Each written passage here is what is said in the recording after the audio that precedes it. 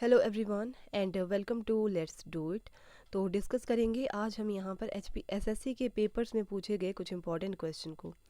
और जितने भी क्वेश्चन हम यहाँ पर डिस्कस करने वाले हैं ये आपके आने वाले एचपीएसएससी के हर एक एग्ज़ाम में आपको काफ़ी ज़्यादा हेल्प करने वाले हैं।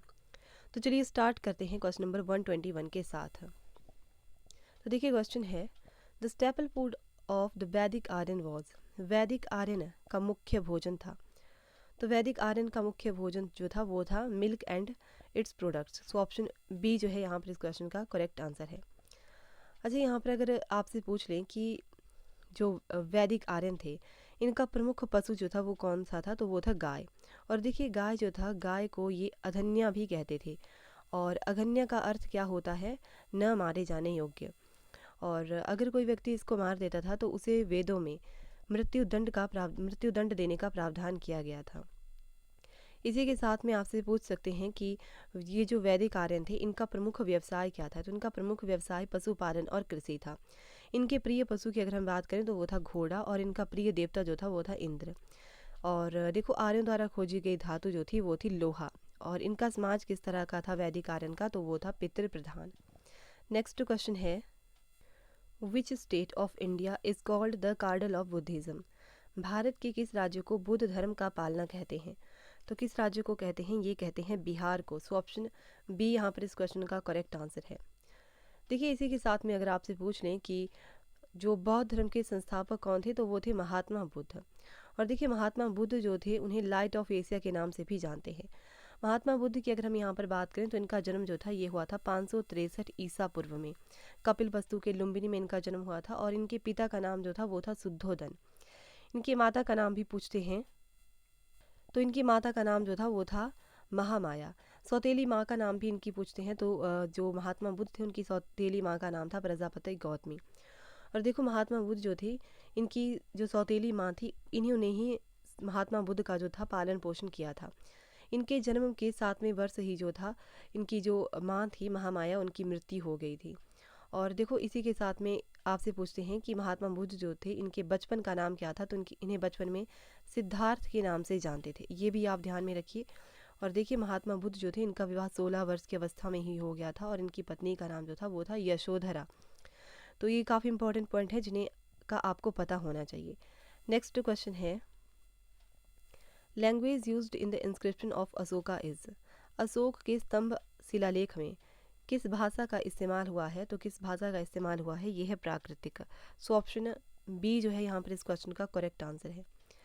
अशोक के स्तंभ जो लेख हैं उनके बारे में अगर हम बात करें तो अशोक के स्तंभ शिलालेख जो हैं वो हैं 7। अशोक की अगर हम बात करें तो देखो अशोक जो था इसका ये गद्दी पर कब बैठा था, तो 269 ईसा पूर्व में जो था अशोक गद्दी पर बैठा था। और गद्दी पर बैठने के समय अशोक जो था अवंती का राज्यपाल था। अच्छा, एक क्वेश्चन अशोक से रिलेटेड पूछते हैं कि किन अभिलेखों में जो है अशोक का नाम अशोक मिलता है? तो वो है मास्की और गुर्जरा अभिलेख। ये 2 अभिलेख हैं जिनमें अशोक का नाम अशोक मिलता है। और क्वेश्चन पूछते हैं कि पुराणों में अशोक को किस नाम से जाना गया है? तो पुराणों में अशोक को अशोक वर्धन कहा गया है। और अशोक की माता का नाम भी पूछते हैं, तो इनकी माता का नाम जो है वो है शुभद्रांगी। शुभद्रांगी जो था अशोक की माता का नाम था। तो ये भी आप ध्यान में रखिए। नेक्स्ट क्वेश्चन है, Tolkappiyam is related to. Tolkappiyam संबंधित है। तो तोलका पीएम जो है ये किससे संबंधित है? ये व्याकरण से संबंधित है। सो ऑप्शन सी यहाँ पर इस क्वेश्चन का करेक्ट है। देखिए तोलका पीएम जो है एक तमिल व्याकरण है। और अगर आपसे पूछे कि तोलका पीएम को लिखा किसने है, तो इसकी रचना की थी तोलका पियर ने। नेक्स्ट क्वेश्चन है, the battle of Tarain was fought between Mohammad Ghori and. Tarain की लड़ाई मोहम्मद गौरी और किसके बीच में हुई थी? तो ये मोहम्मद गौरी और पृथ्वीराज चौहान के बीच में हुई थी। सो ऑप्शन सी करेक्ट हो जाएगा। देखिए तराइन का युद्ध जो था ये हुआ था 1191 में। और ये लड़ाई किसके बीच में हुई थी? तो मोहम्मद गौरी और पृथ्वीराज चौहान के बीच में हुई थी। और अगर आपसे पूछें कि तराइन का ये जो पहला युद्ध हुआ था इसमें जीत किसकी हुई थी, तो ये पृथ्वीराज चौहान की जीत इस युद्ध में हुई थी। सेकंड जो तराइन की बैटल है ये कब हुई थी? तो ये 1192 में हुई थी। और किन के बीच में हुई थी? तो ये हुई थी मोहम्मद गौरी और पृथ्वीराज चौहान के बीच में, जिसमें मोहम्मद गौरी जो था उसकी जीत हुई थी। इसी के साथ में आपको चंदावर के युद्ध के बारे में भी पता होना चाहिए। तो चंदावर का युद्ध जो था ये 1194 में हुआ था। और किनके बीच में हुआ था? तो मोहम्मद गौरी और जयचंद के बीच में हुआ था, जिसमें कि मोहम्मद गौरी की जीत हुई थी। नेक्स्ट क्वेश्चन है, the Bahmani kingdom was founded in the year. Bahmani राज्य किस वर्ष में स्थापित किया गया था? तो बहमनी जो राज्य था ये किस वर्ष स्थापित हुआ था? 1347 में। ऑप्शन सी यहाँ पर इस क्वेश्चन का करेक्ट आंसर है। देखिए बहमनी साम्राज्य जो था इसकी स्थापना किसने की थी? तो वो था हसन गंगू। हसन गंगू जो था इसने 1347 में जो था इसकी बहमनी साम्राज्य की स्थापना की थी। और ये जब गद्दी पर बैठा था तो किस नाम से गद्दी पर बैठा था?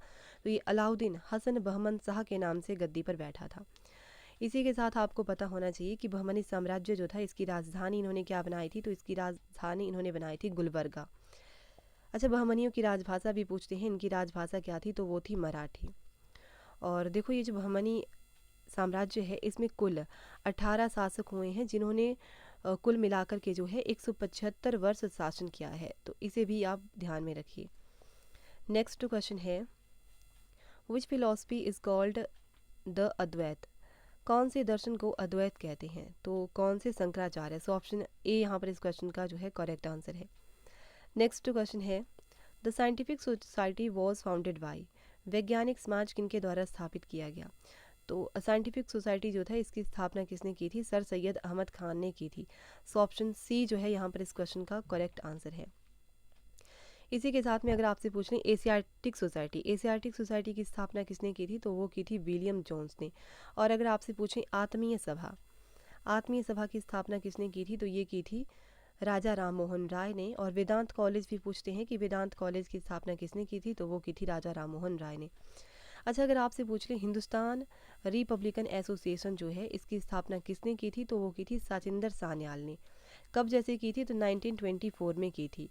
और अगर आपसे पूछें कि हिंदुस्तान सोशलिस्ट रिपब्लिकन एसोसिएशन की स्थापना किसने की थी? तो ये की थी भगत सिंह ने 1928 में की थी। तो ये पॉइंट भी आप ध्यान में रखिए। नेक्स्ट क्वेश्चन है, Andhra Pradesh was created as a linguistic state in. Andhra Pradesh भाषकीय राज्य के रूप में कब संस्थापित किया गया? तो कब स्थापित किया गया था? 1953 में, 1 अक्टूबर 1953। सो ऑप्शन बी यहाँ पर इस क्वेश्चन का जो है करेक्ट आंसर है। अच्छा, यहाँ से एक क्वेश्चन आपसे पूछते हैं कि अरुणाचल प्रदेश जो है ये भारत का कौन से नंबर का राज्य बना था? 25वें नंबर का राज्य बना था। और इसकी स्थापना जो है कब हुई थी? तो अरुणाचल प्रदेश जो था इसकी स्थापना 20 फरवरी 1987 को हुई थी, 1987 को। और अगर आपसे पूछ लें कि महाराष्ट्र एक अलग राज्य कब जैसे बना था? तो 1960 में बना था। तेलंगाना का भी आपसे पूछते हैं कि तेलंगाना 29वां राज्य कब जैसे बना था? तो ये 2 जून 2014 को बना था। नेक्स्ट क्वेश्चन है, which one of the following is the guardian of fundamental right. निम्न में से कौन मूलभूत अधिकारों का संरक्षक है? तो मूलभूत अधिकारों का संरक्षक जो होता है वो होता है सुप्रीम कोर्ट। तो यहाँ पर ऑप्शन डी करेक्ट हो जाएगा, जुडिशरी, न्यायतंत्र।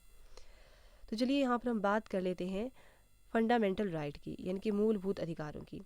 तो अगर हम यहाँ पर फंडामेंटल राइट की बात करें तो देखो भारतीय संविधान के भाग 3 में जो है, भाग 3 में मौलिक अधिकारों का वर्णन किया गया है।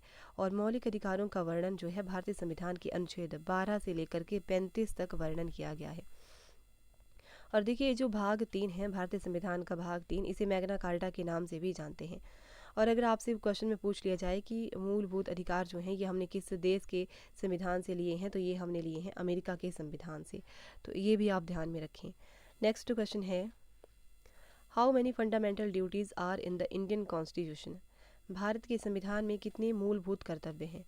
तो भारत के संविधान में जो है 11 मूलभूत कर्तव्य हैं। सो ऑप्शन बी जो है यहाँ पर इस क्वेश्चन का करेक्ट आंसर है।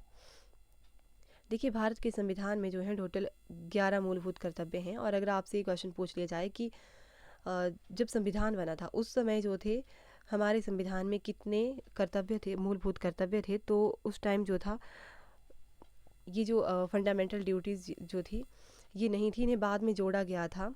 और कौन से संविधान संशोधन द्वारा जोड़ा गया था? तो 42वें संविधान संशोधन द्वारा 1976 में इन्हें जोड़ा गया था। और देखिए ये जो फंडामेंटल ड्यूटीज़ का कॉन्सेप्ट है ये हमने लिया है रूस के संविधान से। भारतीय संविधान के भाग 4 क में जो है फंडामेंटल ड्यूटीज़ का वर्णन किया गया है अनुच्छेद 51 क में। तो इसे भी आप ध्यान में रखिए। नेक्स्ट क्वेश्चन है, who was the first foreign minister of free India? स्वतंत्र भारत के पहले विदेश प्रधान कौन थे? तो कौन थे? ये थे Jawaharlal Nehru. So option A जो है यहाँ पर इस क्वेश्चन का करेक्ट आंसर हो जाएगा। देखिए, ये स्वतंत्र भारत के पहले विदेश प्रधान यानी कि फॉरेन मिनिस्टर जो थे वो पंडित जवाहरलाल नेहरू थे, और यही जो थे पंडित जवाहरलाल नेहरू भारत के पहले प्रधानमंत्री भी थे। तो यहाँ पर हम बात कर लेते हैं प्रधानमंत्री की। तो देखिए, प्रधानमंत्री की अगर हम बात करें तो आर्टिकल 74 जो है ये क्या कहता है? तो ये कहता है कि राष्ट्रपति को उसके कार्यों के संपादन व सलाह देने के लिए एक मंत्रिपरिषद होगी, जिसका जो प्रधान होगा वो होगा प्रधानमंत्री। ठीक है, और प्रधानमंत्री जो होता है ये लोकसभा का नेता होता है, तो ये भी आपको ध्यान में रखना है। नेक्स्ट क्वेश्चन है, who holds the power to increase the number of जजेस इन द सुप्रीम कोर्ट? कौन सुप्रीम कोर्ट में जजों की संख्या बढ़ाने की शक्ति रखता है? तो कौन रखता है? ये है पार्लियामेंट। सो ऑप्शन सी जो है यहाँ पर इस क्वेश्चन का करेक्ट आंसर है। यहाँ पर अगर हम बात करें सुप्रीम कोर्ट की, तो देखिए सुप्रीम कोर्ट जो होता है, पूछते हैं कि भारतीय संविधान का अभिरक्षक किसे कहते हैं? तो कहते हैं सुप्रीम कोर्ट को। और ये जो सुप्रीम कोर्ट होता है इसमें एक मुख्य न्यायाधीश होता है और 30 अन्य न्यायाधीश होते हैं। और अगर आपसे पूछें कि न्यायाधीशों की नियुक्ति जो है कौन करता है, तो वो करते हैं प्रेसिडेंट। नेक्स्ट क्वेश्चन है, who is the executive head of the state government? राज्य सरकार का कार्यकारी ऊपरी कौन है? तो राज्य सरकार का जो एग्जीक्यूटिव हेड होता है वो होता है राज्यपाल। सो ऑप्शन बी यहाँ पर इस क्वेश्चन का करेक्ट आंसर है। देखिए, भारतीय संविधान का भाग 6 जो है इसमें राज्य के शासन से संबंधित प्रावधान किया गया है, और आर्टिकल 153 की अगर हम बात करें तो इसमें कहा गया है कि प्रत्येक राज्य के लिए एक राज्यपाल होगा, तो ये आपको ध्यान में रखना है। और बाद में जो था 7वें संविधान संशोधन द्वारा इसमें एक की जगह परंतुक शब्द जोड़ दिया गया था, मतलब जो राज्यपाल होगा एक से अधिक राज्यों का भी राज्यपाल हो सकता है। नेक्स्ट क्वेश्चन है, which of the following is an Ignis rock? निम्न में से कौन अग्निकृत शैल है? तो इग्नस रॉक का एग्जाम्पल इनमें से कौन सा है? तो ये है बेसाल्ट। सो ऑप्शन डी जो है करेक्ट है, बेसाल्ट जो है ये एक इग्नस रॉक का एग्जाम्पल है। तो चलिए यहाँ पर हम बात कर लेते हैं कि इग्नस रॉक के एग्जाम्पल जो हैं वो और कौन कौन से हैं।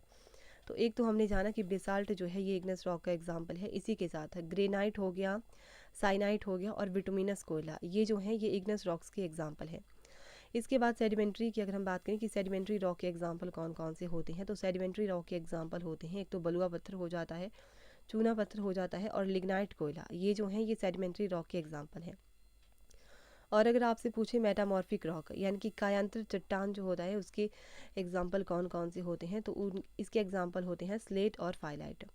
तो दो चीज़ें आपको यहाँ पर ध्यान में रखनी है कि विटुमिनस कोयला जो होता है ये इग्नस रॉक का एग्जाम्पल होता है, और लिग्नाइट कोयला जो होता है वो सेडिमेंट्री रॉक्स का एग्जाम्पल होता है। तो देखो, ये यहाँ पर हमने ये था आज का हमारा last question. So I hope कि आपको वीडियो अच्छी लगी होगी, इन्फॉर्मेटिव लगी होगी। तो अगर आपको वीडियो अच्छी लगी है तब आप वीडियो को लाइक कर सकते हो, और अगर आप इसी तरह की और वीडियोस पाना चाहते हो तब आप चैनल को सब्सक्राइब कर सकते हो।